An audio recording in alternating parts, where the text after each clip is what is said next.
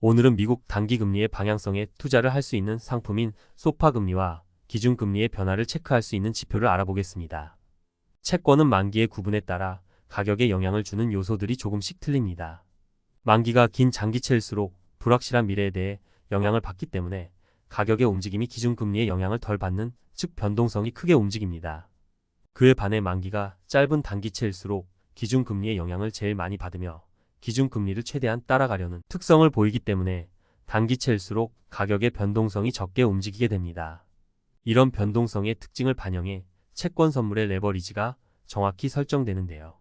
변동성이 큰 장기채일수록 선물의 레버리지가 적은 특징을 가지며 변동성이 작은 단기채일수록 레버리지가 점점 커지는 특성을 지닙니다. 3개월 이하의 더욱 단기 국채들은 기준금리를 따라서 움직이기 때문에 요즘처럼 금리를 동결만 한다면 이들은 가격의 변화가 거의 없어 10년물과 2년물과는 달리 변동성이 거의 발생할 일이 없기 때문에 손해볼 위험이 거의 없는 상당히 안전한 포지션을 가지게 됩니다. 그래서 가격의 변동성이 큰 게 부담스럽고 무서워서 단기채 쪽으로 거래를 하고 싶다면 이건 본인의 성향에 따라 자유롭게 선택할 수 있는 방법이기도 합니다. 그러나 해외 선물에서는 미국 2년 이하의 단기 국채는 제공되지 않기 때문에 3개월 국채, 1개월 국채 이렇게 기준금리를 따라가는 단기 국채는 진입할 수 없습니다. 하지만 다른 금리 상품인 소파 금리라는 상품에 투자를 한다면 마치 기준금리를 따라가는 3개월이나 1개월 국채를 거래하는 것과 비슷한 효과를 내는 상품이 있습니다. 그래서 소파 금리를 이용해서 딱 기준금리의 움직임만큼만 작은 변동성을 트레이딩하려는 사람에겐 이런 다른 방법도 있다는 것입니다. 미국 기준금리는 연방기금금리를 가리키는 말이며 이는 금융기관들 간에 서로 돈을 빌려주는 하루짜리의 초단기 금리를 말하는 것이 미국 기준금리입니다. 소파 금리도 각 금융기관들 간에 서로 자금을 빌려주는 하루짜리 단기 금리를 가리키는 말로 기준금리와 개념이 굉장히 헷갈리지만 좀 알아보면 명확히 구분할 만한 다른 성격들이 있습니다. 기준금리를 조절하는 주체는 미국의 중앙은행인 패드며 기준금리는 경기 활성화나 물가 안정을 목표로 조절하는 통화정책적인 개념으로 정하는 것이고 조절 기간도 6주마다 한 번씩 FOMC라는 회의를 열어서 결정하는 것이죠. 그러나 소파 금리는 조절 주체가 중앙은행이 아닌 뉴욕 연방준비은행이란 곳에서 정하며 각 금융기관들끼리 자금을 빌려주는 하루짜리 초단기 금리란 점은 기준금리와 비슷한 점이지만 소파 금리를 통화정책만을 염두에 두고 올렸다 내렸다 하진 않습니다. 또 금리를 조절하는 기간도 소파는 하루에 한 번씩 발표를 한다는 점이 크게 다른 점입니다. 언뜻 보면 둘은 개념이 헷갈리지만 금리를 조절하는 주체와 금리를 조절하는 기간, 금리를 조절하려는 정책 목표가 서로 명확히 틀린 것이죠. 소파 금리는 기준금리랑 방향이 같이 움직입니다. 기준금리는 6주마다 한 번씩 열리면서 결정되지만 소파 금리는 주말을 제외한 주중 영업일에는 매일매일 금리가 발표됩니다. 만약 다음날 소파 금리가 전날과 다르게 크게 틀리게 조절이 됐다. 그러면 향후 연준의 기준금리도 그 방향대로 움직일 수 있는 예측성을 알 수 있게 됩니다.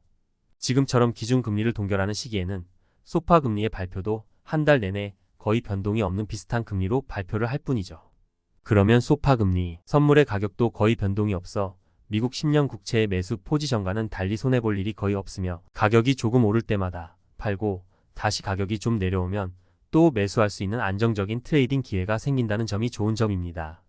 물론 소파 금리 선물의 레버리지는 상상하는 것 이상으로 높기 때문에 이 레버리지는 좀 주의해야 할 점입니다. 아무튼 추가적인 금리 인상만 하지 않는다면 이런 고금리를 장기간 오래 지속시켜주는 게 소파 금리 선물 트레이딩하는 입장의 사람들에겐 차라리 더 좋을 수도 있습니다. 안정적인 트레이딩 기회의 기간도 그만큼 많다는 뜻이니까요. 그럼 뉴욕 연방준비은행 사이트에 직접 들어가서 소파 금리가 어떻게 발표됐는지 보겠습니다. 포탈에서 뉴욕 연방준비은행이라고 검색하여 들어갑니다. 이렇게 사이트에 들어왔고 데이터 통계를 클릭합니다. 그러면 다양한 경제 지표들이 보이는데 담보 오버나이트 파이낸싱 금리를 클릭하여 들어가면 이렇게 매일매일의 소파 금리가 친절하게 고시가 돼 있는 모습입니다. 5.3%대에서 거의 변화가 없이 매일 비슷한 금리로 발표를 하는 모습을 볼 수 있습니다. 현재 기준금리의 하단은 5.25%이며 상단이 5.5%죠. 소파 금리가 기준금리의 하단 쪽에 가깝게 형성되어 있네요. 이런 소파 금리가 기준금리의 상단에 가까워지는 추세를 보인다면 우리는 다음 FOMC 회의 때에는 연준이 기준금리를 올릴 수 있다고 예측할 수 있는 것입니다. 연준이 금리를 올릴지 말지를 베팅하는 곳인 CME 패드워치라는 곳을 통해서도 금리 인상을 예측할 수 있는데요. 다음 달 12월 13일에 있을 다음 FOMC 회의 때 연준이 금리를 올릴지 말지를 투자자들이 예상하는 곳입니다. 다음 FOMC 회의 때도 지금처럼 금리 하단이 525bp, 상단이 550bp인 현재 상태로 금리를 동결할 것이라고 보는 투자자 비율이 95%로 압도적으로 많으며 금리를 550bp에서 575bp로 인상할 것이라고 보는 투자자는 겨우 4.8%로 매우 극소수임을 알 수 있습니다. 이런 CME 패드워치를 통해서도 간접적으로 다음 회의를 예상할 수 있지만 이건 투자자들의 예상일 뿐이며 저 수치는 물가지표와 연준 위원들의 향후 발언에 따라 수시로 크게 변동하기도 합니다. 따라서 크게 믿을 만한 지표는 되지 못하며 가장 확실한 예측 도구는 앞서 말한 소파 금리를 매일 추적하는 것이 가장 확실한 방법입니다. 소파 금리와 함께 확인할 수 있는 또 다른 금리 지표는 실효 연방 기금금리라는 것입니다. 이는 미국의 12개 지역 연방준비은행들이 모두 같은 수치로 발표하는 금리며 소파 금리를 발표하는 뉴욕 연방준비은행에서 같이 확인하면 다른 은행 사이트는 들어갈 필요가 없습니다. 이렇게 가장 확실한 단기 금리 예측 도구인 소파 금리와 실효 연방 기금금리를 모니터링하면 소파 금리 상품이나 미국 단기 채권 금리 방향성에 올바른 투자도 할 수 있습니다. 다만 단기 채권까지만 어느 정도 예측할 수 있는 지표지만 10년 물인 장기 채권을 매매하는 것에는 적합하진 않는 거죠. 장기 채권은 미국채를 발행하는 미국 재무부의 채권 발행량 발표를 가장 중요하게 봐야 할 것입니다. 12월에는 FOMC와 더불어 3개월에 한 번씩 발표하는 내년 기준금리 점도표도 있으니 채권 시장에 가장 큰 이벤트가 열릴 것입니다.